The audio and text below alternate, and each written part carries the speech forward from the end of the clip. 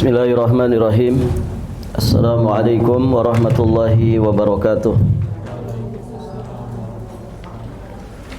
Alhamdulillah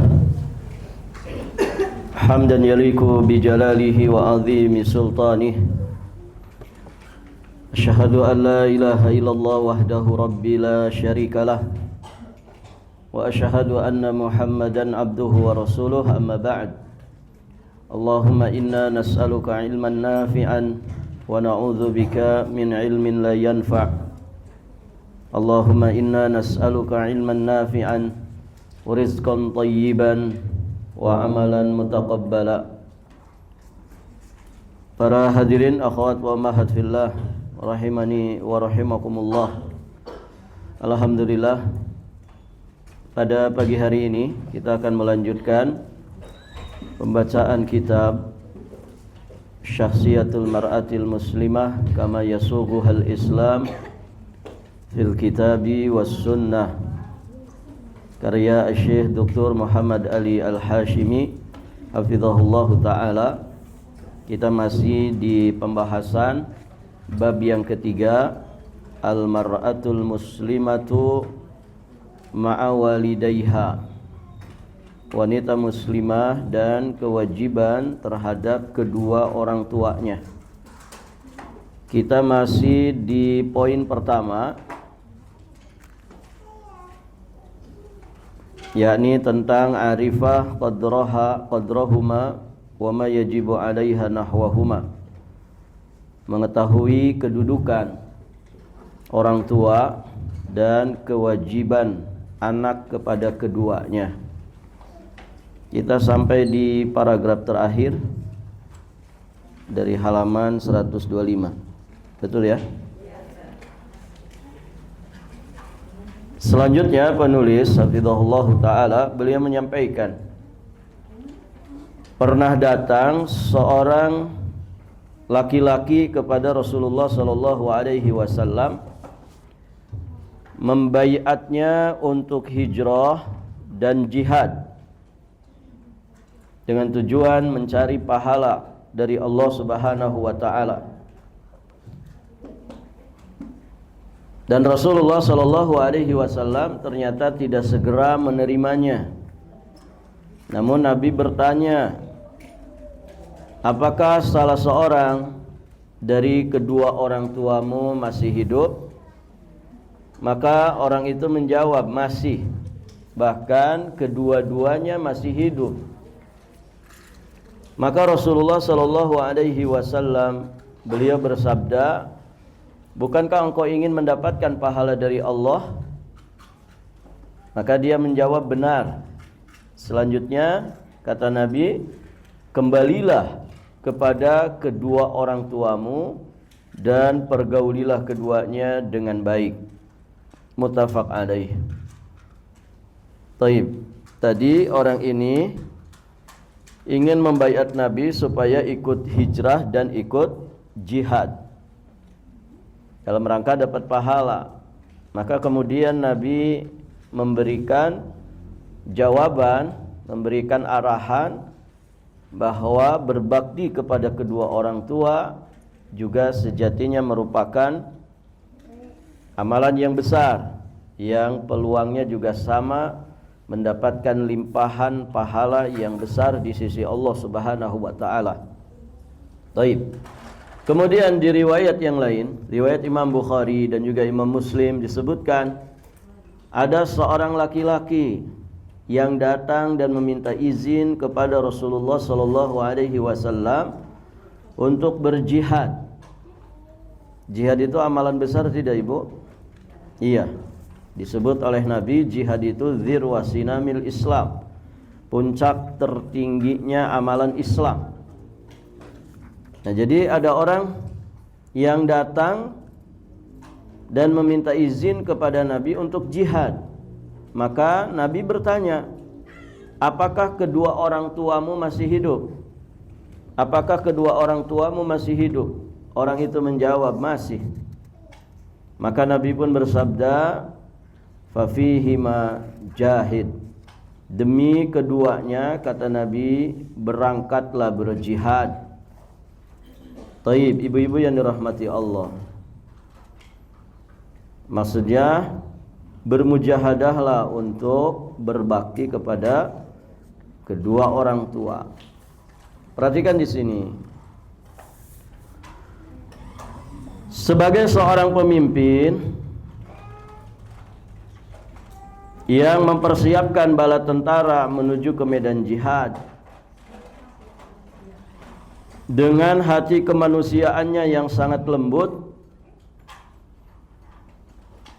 tidak mengabaikan kelemahan orang tua dan kebutuhan mereka terhadap putranya, sehingga beliau memerintahkan seorang sukarelawan itu untuk tidak ikut berjihad, malah diperintah oleh Nabi kembali kepada kedua orang tuanya, berikan perhatian kepada mereka berdua dan rawat keduanya. Fafihi majahid, demi keduanya maka jihadilah. Maksudnya sungguh-sungguhlah engkau di dalam berbakti kepada keduanya. Itu justru perintah Nabi ketika orang ini meminta izin untuk jihad. Padahal saat itu Nabi sangat membutuhkan pasukan yang banyak, bala tentara yang banyak. Tapi ternyata Nabi memerintahkan orang tersebut supaya balik ke orang tuanya, berbaktilah kepada kedua orang tuanya.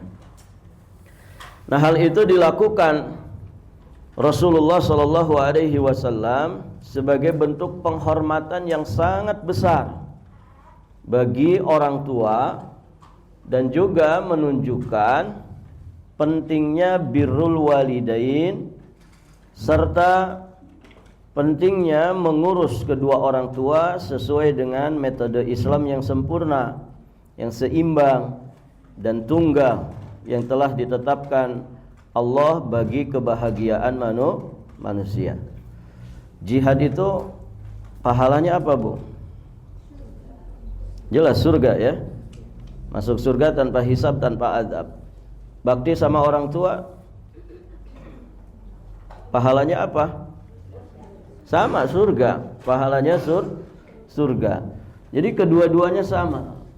Ya, pahalanya kedua-duanya sama. Dan sering disandingkan antara sholat 5 waktu, kemudian bakti ke orang tua, dan jihad fi sabilillah, seperti hadis yang sebelumnya kita bahas. Ketika Nabi ditanya amal apa yang paling dicintai Allah, yang pertama Nabi jawab sholat pada waktunya, kemudian birrul walidain, baru kemudian jihad fi sabilillah. Barakallahu fikum. Jadi kalau sama-sama fadilahnya jihad, ketika ada perintah dari Nabi seperti itu, ya sejatinya ini perintah yang mulia, perintah yang besar, yang juga sama-sama nanti ujungnya surga. Taib, ibu-ibu yang dirahmati Allah. Dan upah surga ini kan luar biasa, tidak ada bandingannya. Ibu kalau kehilangan sesuatu tapi gantinya surga, mau enggak?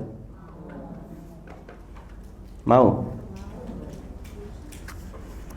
Kehilangan harta misalkan, tapi diganti surga, mau? Maunya dua-duanya? Taib, ibu yang dirahmati Allah.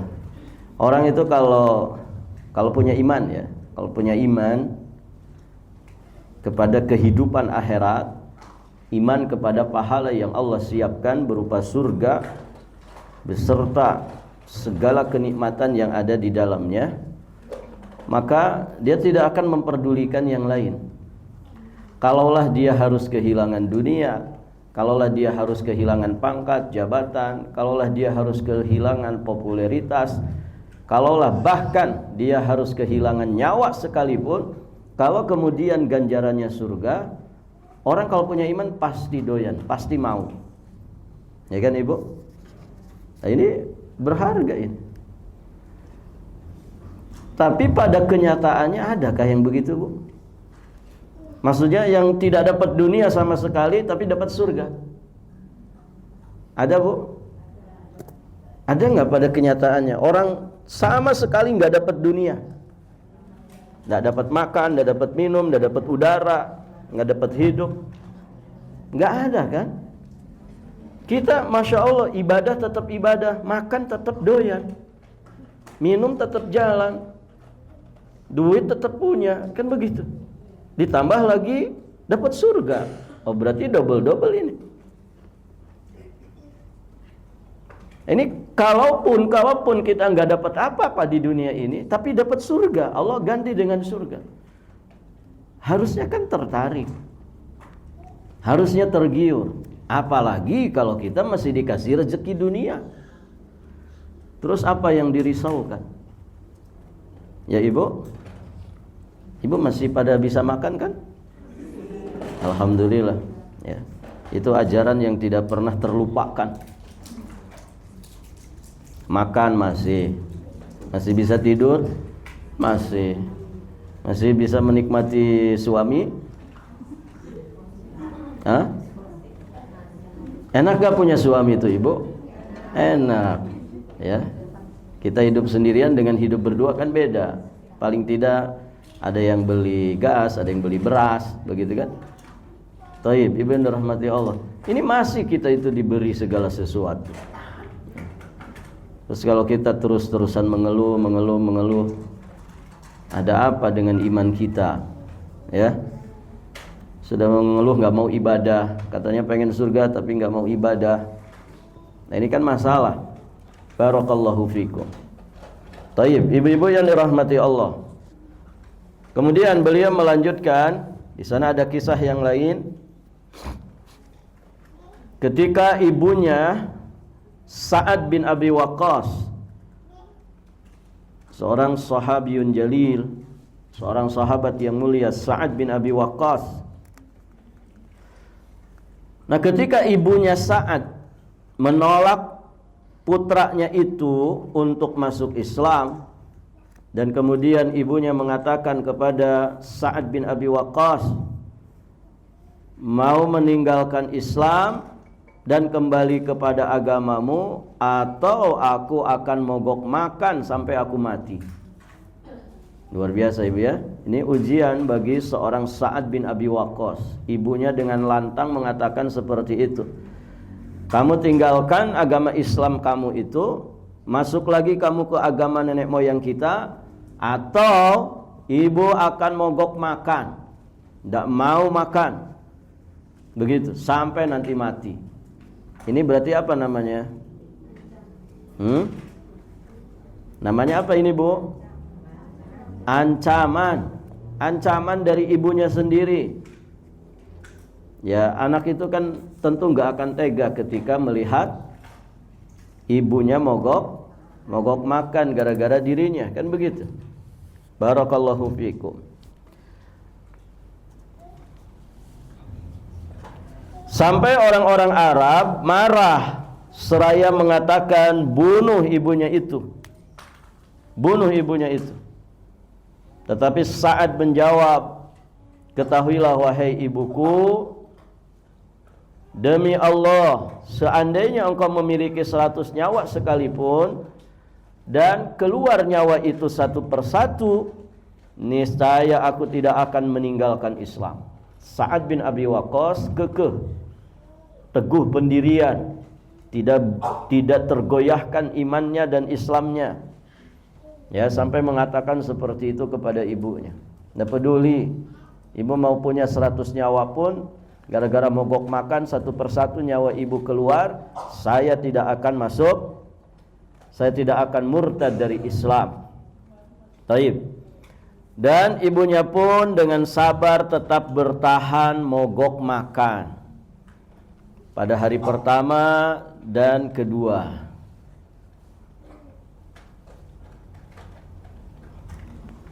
Kalau kita satu hari nggak makan, apa yang terjadi bu? Sekalinya baru lapar aja sudah uring-uringan kan? Uring-uringan, emosian, gitu ya. Orang lapar tuh begitu. Nah ini satu hari, kemudian hari kedua, Ternyata pada hari ketiga dia tidak kuasa nahan lapar. Ya. Kita bukan hari kedua ya. Bukan makan yang kedua, makan siang misalkan. Terlambat dikit uring-uringan kan begitu. Taib, ibu-ibu yang dirahmati Allah. Ternyata di hari ketiga tidak kuasa dia nahan lapar. Maka akhirnya ibunya pun makan. Tidak susah tuh ninggalin makan ya. Selanjutnya Allah menurunkan ayat Al-Quran yang dibacakan oleh Rasulullah sallallahu alaihi wasallam kepada kaum muslimin, yang isinya sejatinya juga memberikan teguran kepada siapa? Kepada Sa'ad bin Abi Waqqas karena sikap kasarnya kepada ibunya dalam memberikan jawaban kepada ibunya itu. Ayat yang dimaksud adalah firman Allah Subhanahu wa taala di surat Luqman. Surat keberapa surat Luqman? Luqman. Surat ke-31. Ayatnya yang nomor ke-15. Apa kata Allah? Wa in jahadaka ala an tusyrika bima laysa laka bihi fala tuti'huma wa sahibhuma fid dunya ma'rufa wattabi' sabila man anaba ilai thumma ilayya marji'ukum fa unabbi'ukum bima kuntum ta'malun. Kata Allah, dan jika keduanya memaksamu untuk menyekutukan aku dengan sesuatu yang engkau tidak memiliki ilmu tentang itu, maka apa kata Allah? Janganlah engkau mentaati keduanya. Kalau nyuruh kita untuk kufur kepada Allah, orang tua nyuruh kita untuk syirik kepada Allah, maka wajib tidak taat. Tidak boleh ditaati. Namun wasahibhuma fid dunya ma'rufa, tetaplah bermusahabah, ya, tetaplah mempergauli kedua orang tua di dunia ini dengan ma'ruf, dengan baik. Ya, artinya tetap walaupun orang tua kita itu begitu keadaannya, dia tetap kedua orang tua kita. Dalam urusan-urusan dunia, dalam urusan-urusan yang tidak berseberangan dengan akidah dan ajaran Islam, maka tetap kita bergaul dengannya dengan ma'ruf.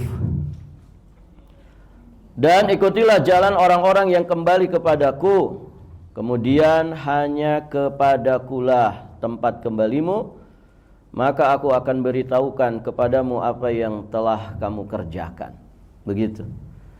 Jadi kalau ada anak orang tuanya masih kafir, maka untuk urusan-urusan muamalah di dunia yang tidak berseberangan dengan akidah dan ajaran Islam, tetap bergaul dengan baik, berkunjung, bersilaturahim, begitu ya, ngasih hadiah, memperhatikan kebutuhannya, mencurahkan kasih sayang, perhatian. Ya, adapun kalau dia ngajak-ngajak kita nyembah-nyembah Tuhannya, ya jangan. Begitu ya. Barakallahu fikum. Sambil terus didoakan supaya kedua orang tuanya itu mendapatkan hidayatul Islam. Begitu. Berikutnya, beliau melanjutkan kisah tentang Juraij, yakni seorang yang tekun beribadah. Di dalam kisah Juraij ini terdapat ibrah, terdapat pelajaran yang sangat berharga yang berkaitan dengan pembahasan kita ini, yakni pentingnya birrul walidain, pentingnya berbakti kepada kedua orang tua, berbuat ihsan kepadanya dan mentaati keduanya dalam yang perkara yang ma'ruf. Kisahnya bagaimana? Pada suatu saat, ibu-ibu yang dirahmati Allah, ketika ibunya Juraij memanggilnya, dan Juraij ini kan ahli ibadah. Ketika ibunya memanggilnya, Jurej sedang mengerjakan sholat. Maka ketika dia sholat, kemudian dia mendengar ibunya memanggil-manggil dirinya, disitulah kemudian perasaannya berkecamuk. Maka dia kemudian berucap di dalam dirinya, ya Rabbku, apakah ibuku ataukah sholatku? Maksudnya, ini saya batalkan sholat, penuhi panggilan ibu, ataukah saya lanjutkan sholat ini? Begitu. Maka ternyata Jurej pun memilih untuk meneruskan sholatnya. Lalu ibunya memanggil untuk yang kedua kalinya, tetapi dia tidak memberikan jawaban, bahkan tetap melanjutkan sholatnya sampai ibunya manggil untuk yang ketiga kalinya. Dia tetap tidak memberikan jawaban. Sudah 3 kali tuh ibunya manggil-manggil anaknya ini. Taib. Akhirnya si ibunya ini mendoakan Jurej supaya Allah tidak mematikannya kecuali setelah diperlihatkan sebagai seorang yang berbuat zina. Begitu. Dan doa orang tua itu biasanya mustajab. Taib. Makanya rajin-rajin doain apa, Bu? Doain yang baik-baik untuk anak. Karena doa orang tua itu mustajab. Dan hati-hati, jaga lidah, jaga lisan, jaga hati, jaga sikap, tingkah laku, perbuatan. Jangan sampai mendoakan keburukan atas anak. Kenapa? Karena itu juga mustajab. Ya, kesel Umi sama kamu. Awas kalau kamu keluar, celaka kamu. Gitu. Beneran celaka enggak, Ibu? Oh, biasanya begitu. Beneran celaka itu anak. Baik, ibu-ibu yang dirahmati Allah. Jadi ibunya begitu, ibunya Jurej ini mendoakan, ya, supaya Allah tidak mematikan Jurej kecuali setelah diperlihatkan sebagai seorang yang berbuat zina. Maka singkat cerita, terjadilah perzinahan. Siapa yang zina? Orang lain, bukan Jurej. Yang zina itu seorang wanita pelacur, ya, dengan seorang penggembala. Ya, pelacur itu kan jorok, sama siapa saja ndak peduli. Ya. Nah, ini sama penggembala. Sampai kemudian pelacur ini hamil. Karena takut perbuatan mesumnya itu terungkap, maka penggembala itu memerintahkan dan mengatakan kepadanya, kepada si pelacur ini, apabila ditanya tentang bapak dari anak ini, jawablah, bapak dari anak ini adalah Jurej yang ahli ibadah itu. Ini namanya apa, Bu? Ini namanya lempar batu sembunyi tangan. Dia yang berbuat, dia yang tidak mau tanggung jawab. Begitu. Barakallahu fikum. Taib, ibu-ibu yang dirahmati Allah. Nah, ini kejadian akhirnya. Orang-orang akhirnya berdatangan merusak tempat ibadahnya Jurej. Kenapa? Karena dapat fitnahan. Ya, dapat fitnahan ketika si pelacur ini melahirkan anak, gitu ya. Bingung kan cari bapaknya, siapa nih bapaknya? Maka dibuatlah fitnah bahwa bapak dari bayi ini adalah si Jurej yang ahli ibadah itu. Ya, orang-orang pada marah. Akhirnya mereka berdatangan untuk merusak tempat ibadahnya Jurej dan menyeretnya ke hadapan hakim untuk diadili. Barakallahu fikum. Kalau orang baik itu tenang gak kalau difitnah begitu, Bu? Tenang tidak? Tenang saja. Kenapa? Kenapa tenang? Hah? Karena dia tidak melakukan kesalahan, ya. Jurej tidak berzina. Yang berzina bukan Jurej. Jadi kalaupun harus dibawa ke pengadilan, tenang saja. Tapi kalau orang memang pelaku kejahatan, pelaku kezaliman, memang dia penjahat, ya, ketika ada sesuatu yang menjerat dirinya, biasanya panik, takut, ya, ada perubahan pada dirinya. Bahkan banyak yang pura-pura sakit kan, gitu ya, begitu, atau sakit beneran. Lagi belum ditangkap, masya Allah, jag-jag waringkas, ya. Tapi ketika sudah ditangkap, tiba-tiba pakai kursi roda, ya. Sebelum ditangkap, masya Allah, dandanannya menor, glowing, luar biasa. Ternyata sudah pakai baju orange, acak-acakan, semerawut, begitu. Nah, itu manusia. Kalau berbuat salah, berbuat dosa, ya begitu. Taib, ibu-ibu yang dirahmati Allah, ketika sedang dalam perjalanan, Jurej ini teringat akan doa ibunya. Nah, ini kan jadi ibrah tersendiri bagi siapa? Bagi Jurej, karena Jurej tidak ngerti ini harus apa waktu itu. Karena saya sedang sholat, berarti sedang beribadah kepada Allah penciptanya. Di sisi yang lain, ini ada ibu saya manggil. Dilema kan begitu. Nah, ketika kejadian ini, Jurej barulah sadar. Dia bisa mengambil ibrah. Oh, ternyata mendahulukan menjawab panggilan ibu itu harusnya dilakukan oleh Jurej. Begitu. Nanti ada penjelasan fikihnya. Taib, ibu-ibu yang dirahmati Allah.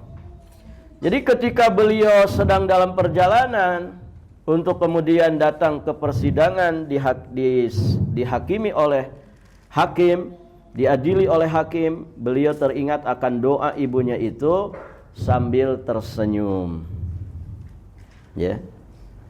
Pada saat akan diberikan hukuman, dia meminta waktu untuk mengerjakan sholat 2 rakaat.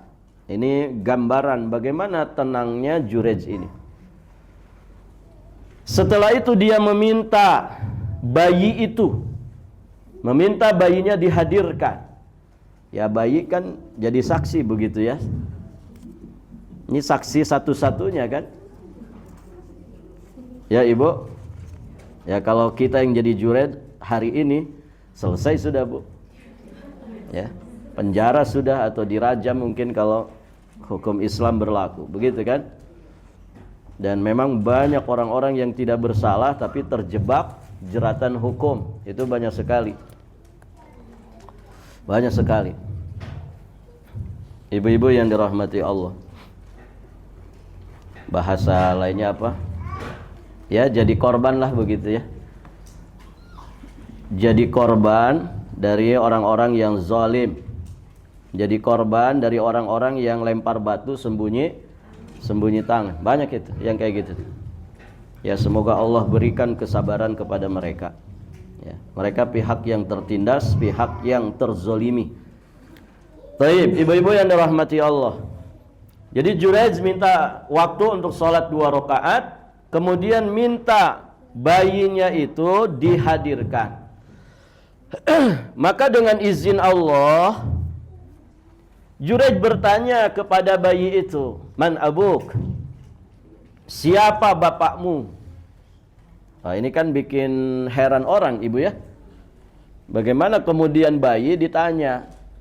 Ya. Bayi baru lahir, ya. Galibnya itu belum bisa ngomong.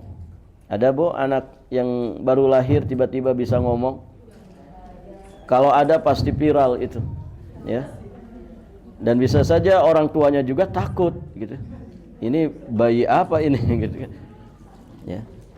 Ketika bangun tiba-tiba ngajak ngobrol uminya gitu. Taib, ibu-ibu yang dirahmati Allah. Ketika ditanya oleh Jurej, "Siapa ayahmu?" Maka si bayi ternyata ajib menjawab dia. Apa kata bayi itu? "Ayahku adalah si fulan, seorang penggembala." Nah, sudah di situ tidak bisa ngelak lagi kan? Ini keajaiban yang luar biasa. Maka bayi yang ada pada kisah Jurej ini ini termasuk salah satu dari 3 bayi yang dapat berbicara pada saat masih dalam buayan. Jadi bayi yang ada pada kisah Jurej. Kemudian yang kedua, siapa bayi yang bisa bicara? Nabiullah Isa bin Maryam. Kemudian yang ketiga, bayi yang berada bersama ibunya pada peristiwa Ashabul Ukhdud. Itu ada kisahnya. Kalau ibu belajar tafsir surat apa namanya? Barakallahu fikum. Surat apa? Al-Buruj, was-sama'i dzatil buruj, wal yaumil maw'ud, wasyahidi wa mashhud, qutila ashabul ukhdud, dan seterusnya. Taib, ibu-ibu yang dirahmati Allah. Itu ya. Jadi 3 bayi ini saja yang bisa bicara saat masih bayi. Saat pada ghalibnya bayi itu belum bisa bicara. Ada bayi yang keempat enggak? Enggak ada. Ya. Taib, 3 bayi ini saja.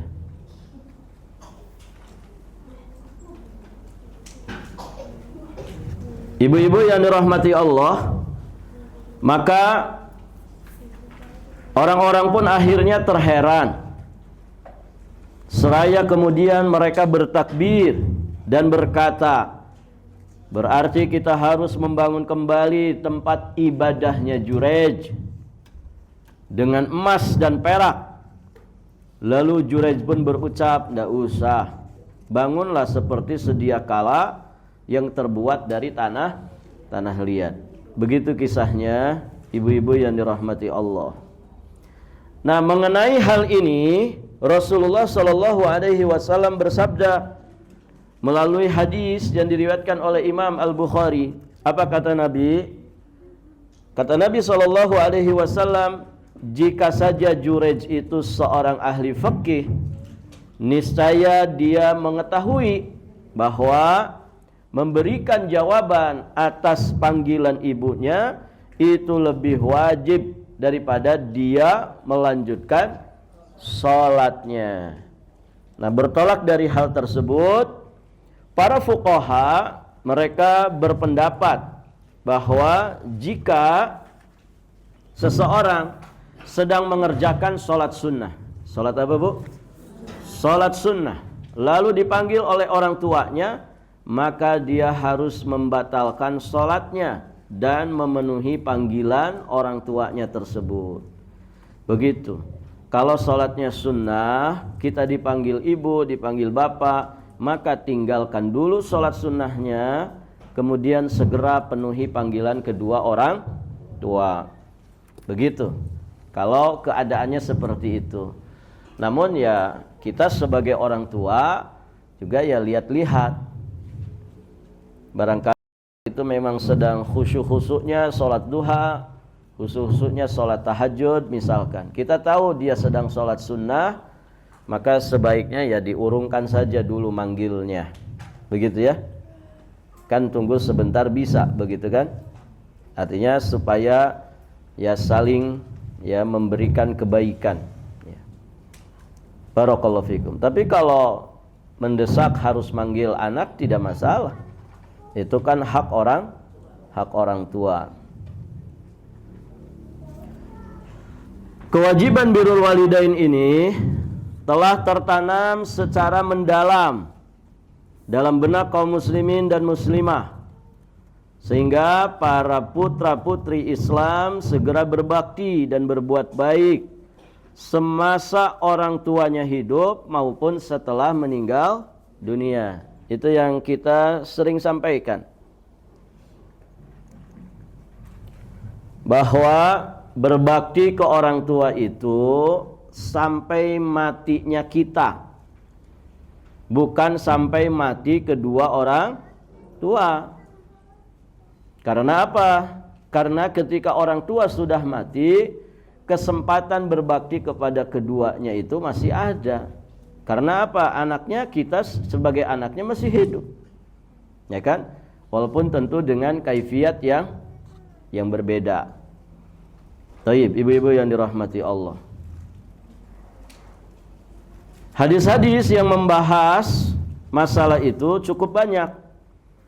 Di antaranya adalah hadis Rasulullah sallallahu alaihi wasallam yang terdapat di Sahih Al-Bukhari. Taib, ibu-ibu yang dirahmati Allah.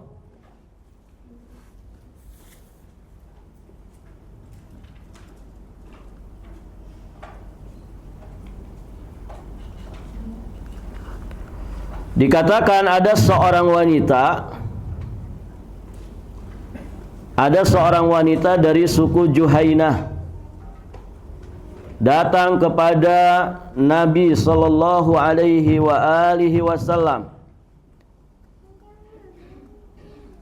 Selanjutnya wanita itu berkata, ibuku pernah bernazar. Jadi wanita itu berkata, ibuku pernah bernazar. Untuk apa? Untuk menunaikan ibadah haji. Ibuku pernah bernazar untuk menunaikan ibadah haji, tetapi dia meninggal dunia sebelum sempat menunaikannya. Taib, ibu-ibu yang dirahmati Allah.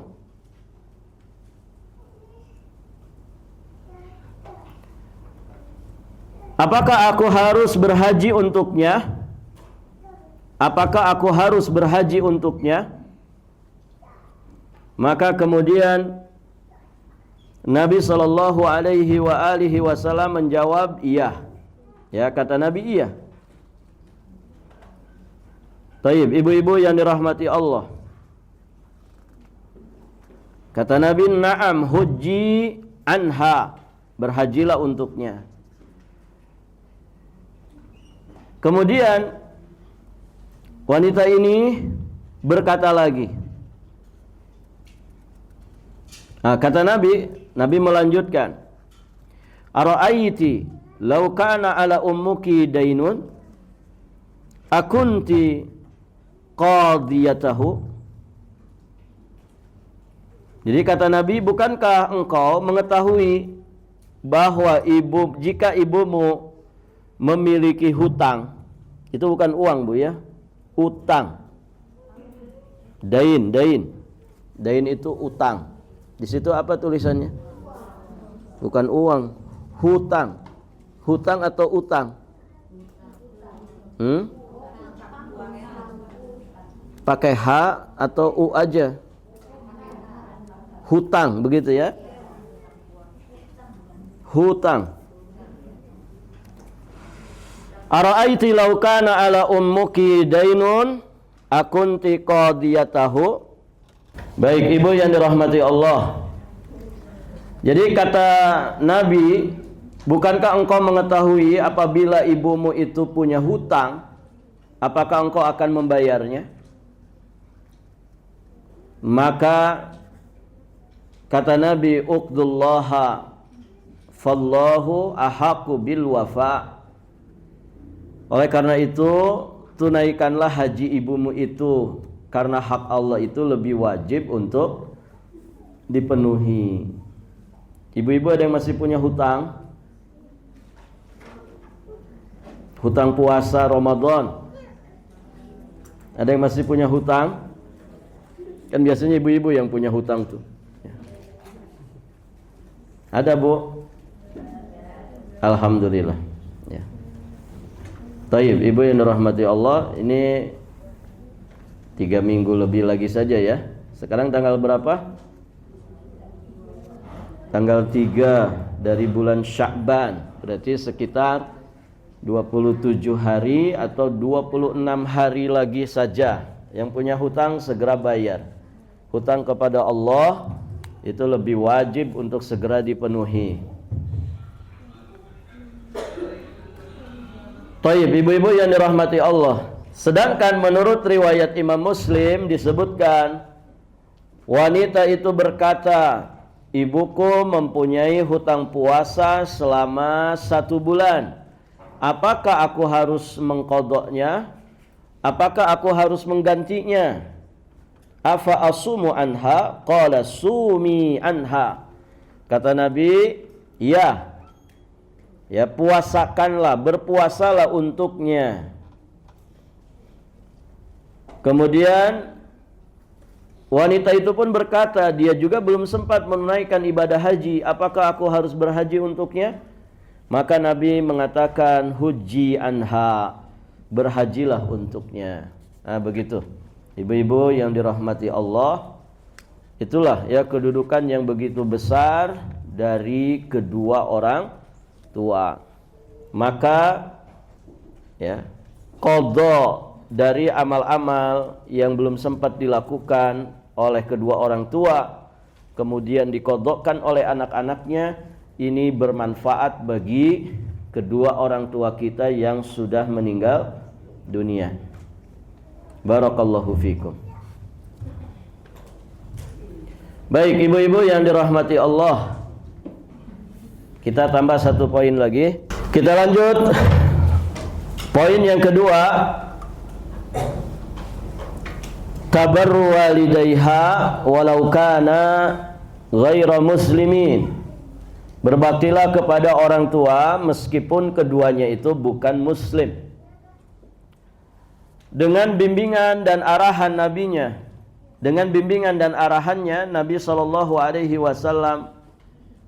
menanjak ke puncak kemanusiaan, di mana beliau berpesan supaya umatnya itu selalu berbakti dan berbuat baik kepada kedua orang tuanya, meskipun keduanya itu bukan beragama Islam, seperti yang dikisahkan di dalam hadis ini, yakni hadis dari Asma binti Abi Bakar. Beliau berkata, ibuku pernah mendatangiku sedangkan dia seorang musyrik pada masa Rasulullah sallallahu alaihi wa alihi wasallam.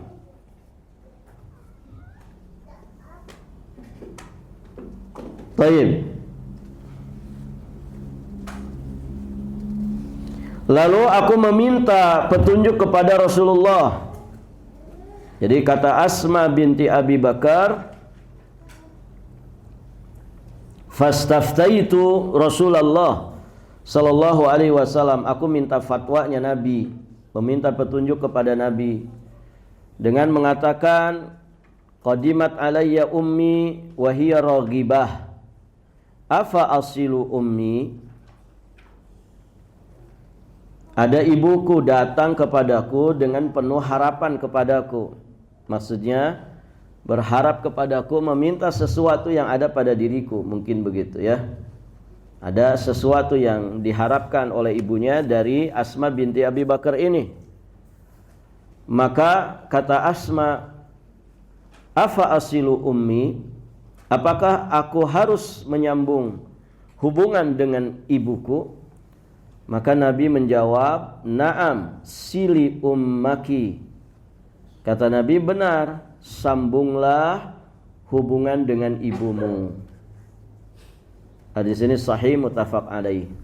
Jadi ibu, wanita muslimah yang menyadari petunjuk dan bimbingan Al-Quran, dan wanita muslimah yang menyadari pesan-pesan Nabi yang mulia, akan menjadi orang yang paling berbakti kepada kedua orang tuanya, akan menjadi orang yang selalu mempergauli kedua orang tuanya dengan baik dalam kondisi bagaimanapun dan kapanpun.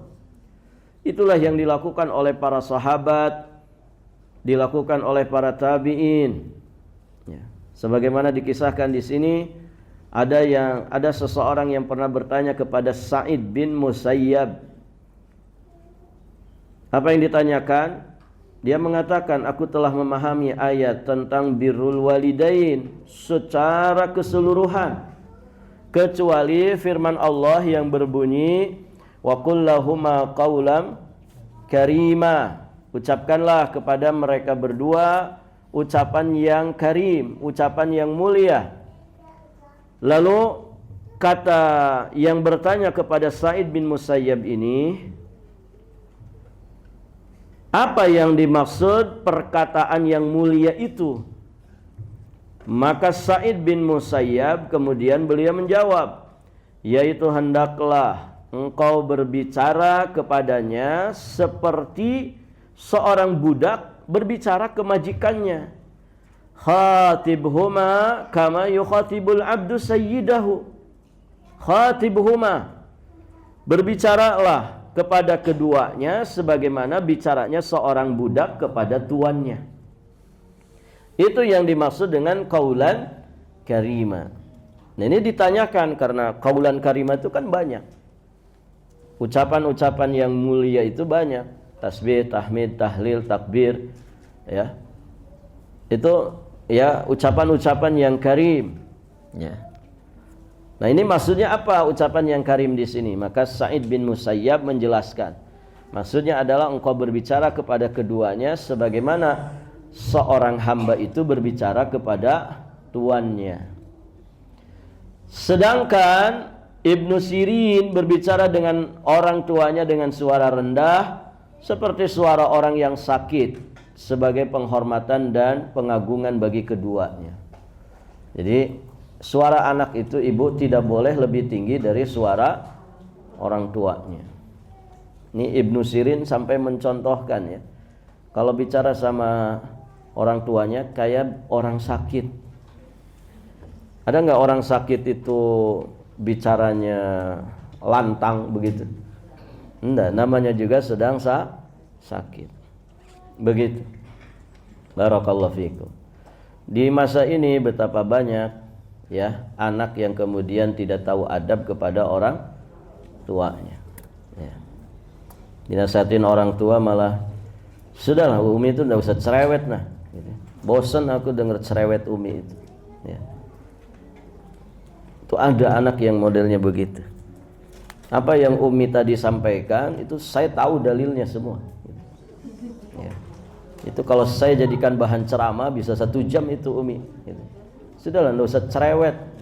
Panas ini kuping. Gitu. Begitu katanya. Auzubillah. Ini ibu yang dirahmati Allah, maka harus diperhatikan. Ya. Semoga anak-anak kita berbakti kepada kita sebagai orang tuanya. Bu, sampai di sini saja. Nanti insyaallah taala kita lanjut di poin ketiga dan seterusnya.